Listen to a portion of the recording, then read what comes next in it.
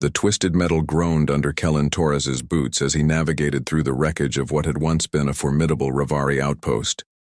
The pale light of Kepler 442c's twin suns filtered through the skeletal remains of the structure, casting eerie shadows across the debris-strewn floor. His salvage scanner beeped intermittently, detecting traces of usable technology buried beneath layers of destruction. 3 months had passed since the Rivari had mysteriously abandoned this moon, leaving behind only rumors and radioactive scars.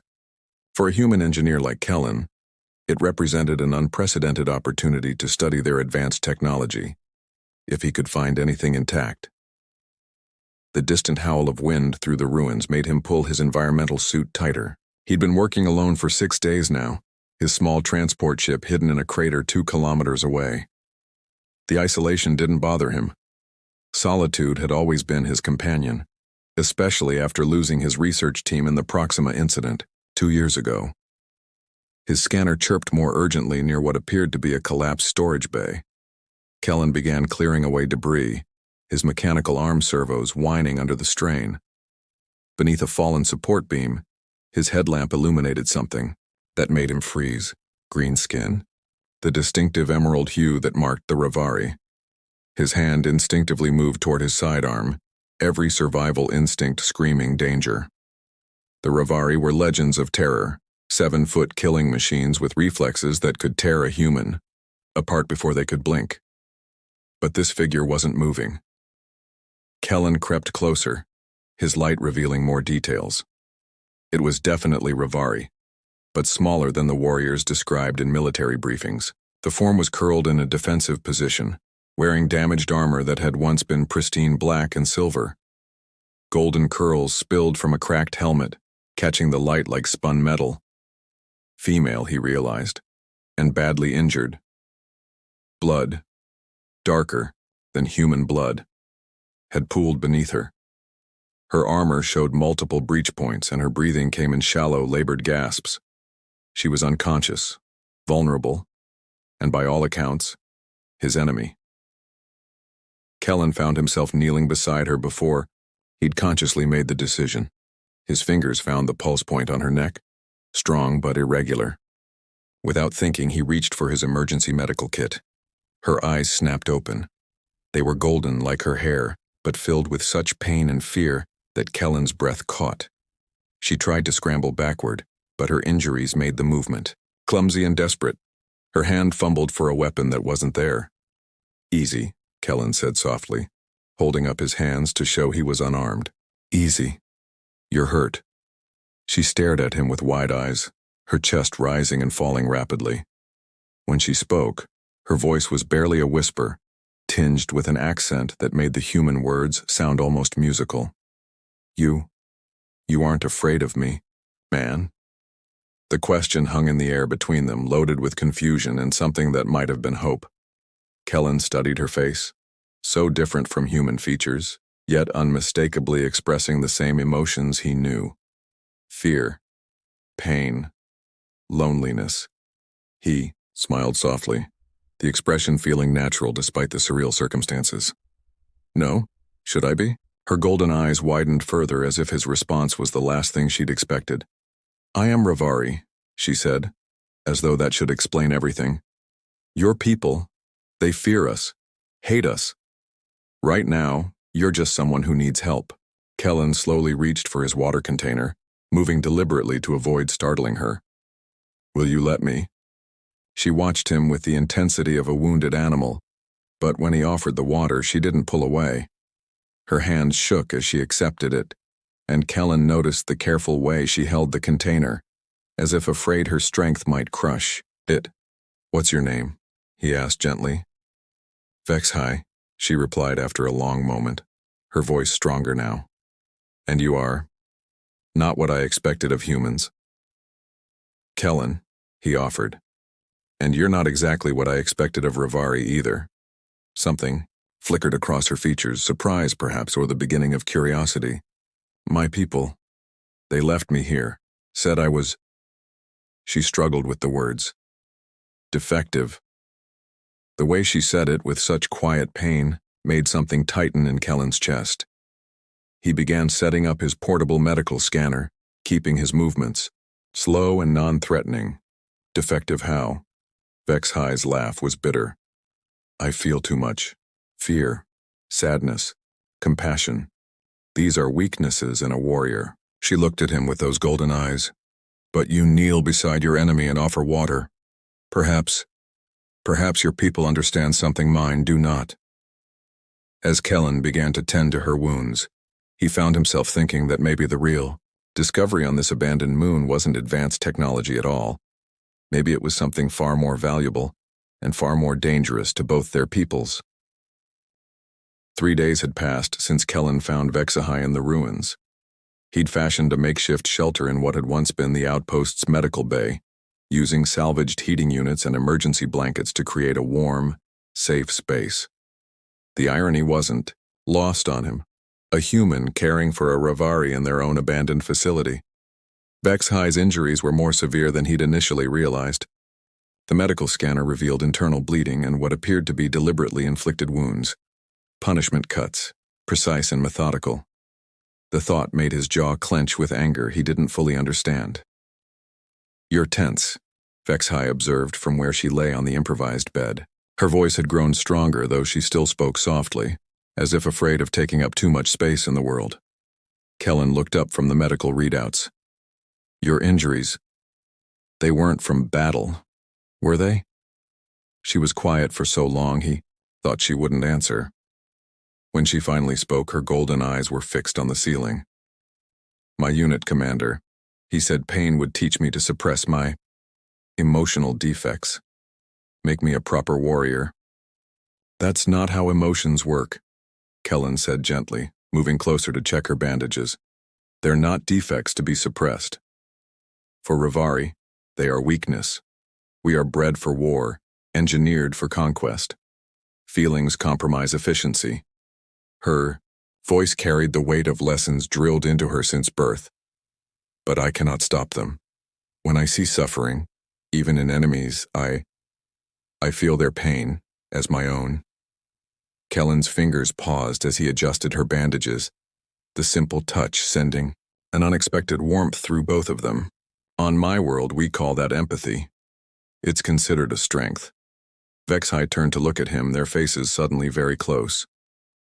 Your world sounds gentle. Not always, Kellen admitted, his voice rougher than intended. The proximity was affecting him in ways he hadn't expected. We have our share of cruelty, but we've learned that understanding others, connecting with them, makes us stronger as a species. Her eyes searched his face with an intensity that made his pulse quicken. You speak of connection. I have never. My people do not. She struggled, with the words, a flush darkening her green skin. What is it? He asked softly. Ravari do not touch except in violence or necessity. Intimacy is forbidden, seen as weakness. Her voice dropped to barely a whisper. But when you tend my wounds, when your hands are gentle, I feel something I have no words for. Kellen felt his breath catch. The vulnerability in her admission, the trust it represented, overwhelmed him. Without thinking, he reached up to gently touch her face, his thumb tracing the line of her cheek. She leaned into the touch with a soft sound that was almost a sigh, her eyes fluttering closed. This feeling, is it what humans call pleasure? Among other things, Kellen murmured, mesmerized by her response to such simple contact. What do you feel? Safe, she whispered, opening her eyes to meet his. For the first time in my life, I feel safe. The admission hung between them, electric and dangerous. Kellen found himself leaning closer, drawn by something deeper than mere attraction. Here was someone who had been punished for the very qualities that made her most human, most real. Vex-High, he said softly. What your people call defects, they're what make you extraordinary. Tears gathered in her golden eyes, another forbidden emotion among her people. You truly believe this? Instead of answering with words, Kellen leaned forward and pressed his forehead to hers, a gentle gesture of connection and understanding. Vex-High's breath hitched, her hands coming up to rest tentatively against his chest. "Your heartbeat," she murmured wonderingly. "It is, rapid." "You affect me," he admitted honestly, "in ways I didn't expect." She pulled back slightly to study his face, her expression a mixture of curiosity and growing desire. "Show me," she whispered. "Show me what it means to be touched." With gentleness instead of violence. Kellen's heart pounded as he understood the trust she was placing in him. This wasn't just about physical attraction. It was about healing, about showing her that touch could mean safety and connection rather than pain and dominance. He kissed her forehead first, soft and reverent, then her cheeks where tears had fallen. When his lips finally met hers, it was with a tenderness that made her tremble in his arms. She kissed him back hesitantly at first, then with growing confidence as she discovered this new language of connection. When they finally broke apart, both were breathing hard. Vexhai's eyes were bright with wonder and something deeper. The beginning of love, perhaps, or at least the recognition of its possibility. "I begin to understand," she whispered against his lips, "why my people feared emotion so greatly. They are powerful. The most powerful force in the universe," Kellen agreed, holding her close as the twin suns set beyond the ruins, painting their shelter in shades of gold and amber. A week had passed since their first kiss, and the abandoned outpost had transformed from a place of refuge into something that felt remarkably like home. Vexhai's wounds had healed with remarkable speed, another advantage of Rivari physiology, but Kellen's rescue beacon remained stubbornly silent, its components damaged beyond his ability to repair alone. "Hand me the quantum resonator," Vexhai said, her voice muffled as she worked beneath the beacon's main console. Her recovery had revealed not just her physical strength, but an impressive technical knowledge that rivaled his own. Kellen passed, her the component, their fingers brushing in the exchange. Even such simple contact now sent warmth racing through both of them. "Your engineering training is remarkable. I thought Rivari focused solely on warfare." "We do," she replied, sliding out from under the console. Her golden curls were mussed from work, and there was a streak of lubricant across her green cheek that Kellen found endearingly human. "But war requires technology. I was a technical specialist." The uncertainty in her voice made his chest tighten. "You still are. That doesn't change because your people abandoned you." Vexhai sat back on her heels, studying him with those golden eyes that had become so dear to him. "You have a way of making me believe things I thought impossible, such as that I have value beyond my usefulness as a weapon." She stood, moving closer to where he knelt beside the beacon. "That these feelings growing between us are not weakness, but—" She struggled for the words. "Strength," Kellen finished, softly, rising to face her. They stood close enough that he could see the flecks of amber in her eyes, could feel the warmth radiating from her skin. "Yes," she whispered. "When I am with you, I feel powerful. Not in the way of violence, but in the way of—" She placed her hand over his heart. "Connection." The word hung between them, loaded with meaning that went far beyond the physical. Over the past week, they had shared stories, fears, dreams, all the intimate details that transformed strangers into something more. Kellen had told her about his lost research team, about the guilt that drove him to work alone. Vexhai had revealed the loneliness of growing up different among her own people, the constant struggle to suppress her natural empathy. "Vexhai," he said, his voice rough with emotion, "I need to tell you something." She tilted her head, waiting. "I'm falling in love with you." The words hung in the air between them, bold and dangerous. By all logic, it was impossible. They were different species, from worlds that had never known peace between them. But logic had never accounted for the way she made him feel complete, or the way her smile could chase away the darkness that had haunted him for years. Vexhai's breath caught, her eyes wide with wonder and fear. "Love," she repeated as if testing the word. "Among my people, such bonds are forbidden. They say it makes warriors vulnerable. gives enemies weapons to use against us. Maybe that's why they're afraid of it, Kellen said, reaching up to cup her face in his hands. Because it's the one thing they can't control or weaponize. She leaned into his touch, her eyes fluttering closed. I do not know if what I feel is love, she admitted. I have no experience with such emotions. But when I think of leaving this place of leaving you, her voice broke slightly.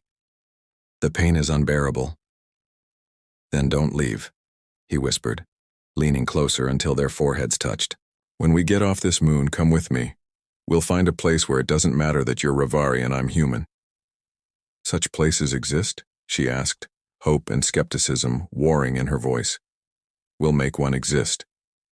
The promise hung between them, bold and desperate and full of impossible hope. Vexhai's hands came up to rest against his chest, feeling the rapid beat of his heart. Show me, she whispered, echoing her words from days before. Show me what love feels like. This time, when Kellen kissed her, there was nothing tentative about it. She responded with a passion that surprised them both, her hands fisting in his shirt as she pulled him closer. They were no longer teacher and student exploring the boundaries of touch. They were equals, meeting in desire and growing need. When they broke apart, both were breathing hard. Vexhai's eyes were dark with want, her lips swollen from their kisses. I want, she started, then stopped, uncertainty flickering across her features. What do you want? Kellen asked gently, his hands still cupping her face. I want to know, all of you, she whispered. Not just your kindness or your stories, but everything. I want to understand this connection between us completely. The admission was innocent and seductive at once, filled with the trust that had been building between them for days. Kellen felt his control wavering, the careful restraint he'd maintained crumbling under the weight of his growing feelings. Are you sure? He asked, his voice barely more than a whisper. Instead of answering with words, Vexhai took his hand and placed it over her heart, where he could feel the rapid, eager rhythm beneath her skin. I have never been more certain of anything, she said, her golden eyes bright with love and desire. Show me what it means to be cherished, Kellen Torres. Show me what my people were so afraid of. As the twin suns set beyond their shelter, painting everything in shades of gold and crimson, Kellen drew her deeper into their makeshift home, ready to show her exactly what love could mean, and to discover it himself all over again through her wondering eyes. The morning after they first made love, Kellen woke to find Vexhai tracing patterns on his chest with her fingertips, her golden eyes thoughtful and content. The intimacy they'd shared had been a revelation for both of them, passionate and tender, filled with wonder and discovery. She had approached their lovemaking with the same curiosity she brought to everything else, eager to learn this new language of connection. Your skin is so soft, she murmured, pressing a kiss to his shoulder. Rivari skin is tougher, more resilient. I used to think it made us superior. And now? Kellen asked, his hand stroking through her curls. Now I think perhaps there is beauty in vulnerability, she said, lifting her head to meet his eyes. You taught me that last night. The memory of her gasps of pleasure, of the way she'd whispered his name like a prayer, sent heat coursing through him again. But beneath the desire was something deeper, a connection that transcended the physical, a sense of completion he'd never experienced before. I love you, he said simply, the words feeling more natural each time he spoke them. Vexahai's smile was radiant. And I love you, though I am still learning what that means. Her expression grew more serious.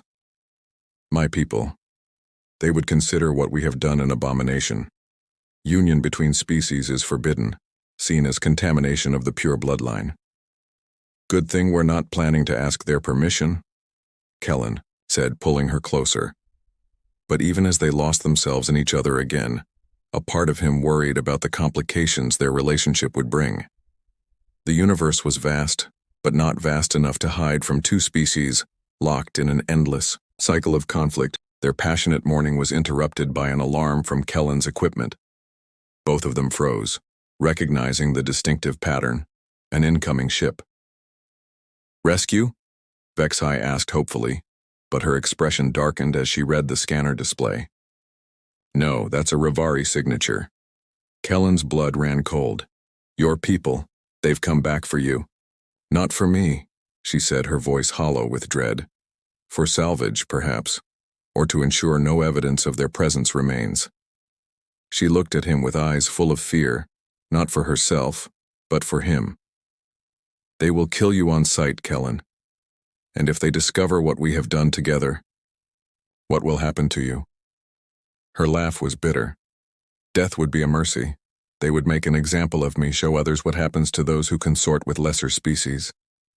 The casual way she spoke of her own torture and execution made something fierce and protective rise in Kellen's chest. "We have to run." "Where?" Vexai demanded, beginning to pace their small shelter. "There is nowhere on this moon to hide from their scanners, and your transport could get us to the asteroid field," Kellen finished. "Buy us time until—" "No." Her voice was firm, final. "I will not let you die because of my weakness." "This isn't weakness," Kellen said urgently, catching her hands in his. "What we have isn't weakness. Try telling them that." Tears gathered in her golden eyes. "I should leave, draw them away from you. Perhaps if they find me alone, they will assume you died in the initial destruction." "Absolutely not." Kellen's voice was steel. "We face this together, or not at all." The scanner indicated the Rivari ship was entering the moon's atmosphere. They had minutes, not hours. "They will torture you," Vexai whispered, her hands shaking as she touched his face. "They will make you suffer to punish me for caring about you." "Then we make sure they don't take us alive," Kellen said grimly, checking his sidearm. "No." The word tore from her throat. "I will not let you die because of me. I will not let this beautiful thing we have found end in violence." "Then what do you suggest?" Vexai was quiet for a long moment, her tactical mind working through possibilities. When she spoke, her voice was steady despite the tears on her cheeks. "I surrender myself to them. Claim I was gathering intelligence on human technology. If I play the role of the dutiful soldier, they might—" "Vexai, no." "Listen to me," she said urgently. "There is a chance, a small one, that I can convince them I remained loyal, that my time here was purely tactical. If I can do that, they will take me back to the fleet for debriefing rather than executing me immediately. And then what? You spend the rest of your life as their prisoner? Better than both of us dying here." She kissed him fiercely, desperately. "Better than losing you." The sound of atmospheric entry thundered overhead. The Rivari ship was landing. "I won't let you sacrifice yourself for me," Kellen said, pulling her close. "If we're going to die, at least we'll die together. At least, they'll know that their perfect soldier chose love over duty." Vexai looked at him with wonder and despair. "You would truly face death beside me, even knowing what they will do to you?" "I told you I wasn't afraid of you," Kellen said softly. "I'm not afraid of them either. Not if you're with me." The tears in her eyes were no longer just of sorrow, but of something approaching awe. "How is it possible that your people consider themselves the lesser species? You have more courage in your heart than any warrior I have known." "It's not courage," Kellen said, checking his weapon one final time. "It's love. You taught me that love is the strongest force in the universe. Let's prove it." Outside their shelter, the sounds of heavy boots and harsh voices grew closer. Vexai squeezed his hand once, then straightened her shoulders and walked toward the entrance. "If we survive this," she said without looking back, "I will spend the rest of my life showing you how much your love means to me." "When we survive this," Kellen corrected, following her into the pale morning light to face whatever came next. The Rivari search party emerged from the ruins like shadows given form. 6 warriors in full combat armor, their weapons trained on the small shelter. At their head walked a figure Vexai recognized with a mixture of dread and old pain. Commander Thekron.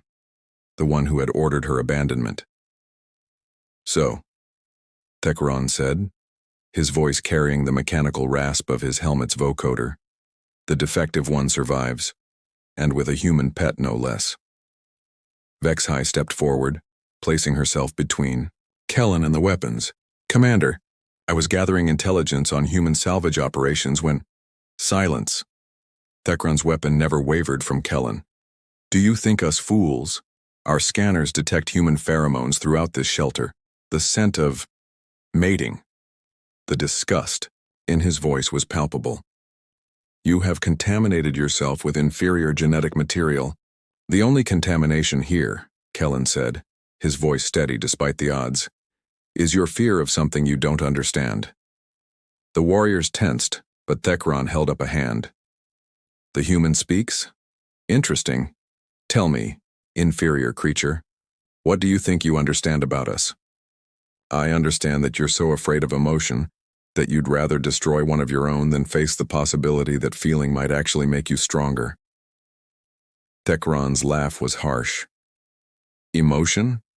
You call genetic contamination emotion?" "I call love the most powerful force in the universe," Kellen replied, stepping up beside Vexhai. "And I call your fear of it the weakness of cowards." The insult hung in the air like a challenge. Several warriors shifted, ready to fire, but something in Kellen's unwavering gaze gave even them pause. "You stand before superior beings with no hope of survival," Thekron said. "Yet you show no fear. Why?" "Because I'm not alone," Kellen said simply, taking Vexhai's hand. "Because someone I love stands beside me. That's more strength than all your weapons combined." Vexhai felt tears sting her eyes at his words. Here, facing certain death, he was still teaching her about courage. Not the manufactured bravery of warriors, but the true courage that came from connection, from choosing to stand together against impossible odds. "Commander," she said, her voice carrying a new authority, "for my entire life I was told that emotions were weakness, that my inability to suppress them made me worthless. But this human has shown me something you never could, that the capacity to feel, to love, to sacrifice for another, these are not weaknesses. They are the greatest strengths any being can possess." "Pretty words," Thekron snarled, "but they will not save you from the consequences of your actions." "Perhaps not," Vexhai agreed, "but they have saved me from something far worse, a life without meaning, without connection, without love."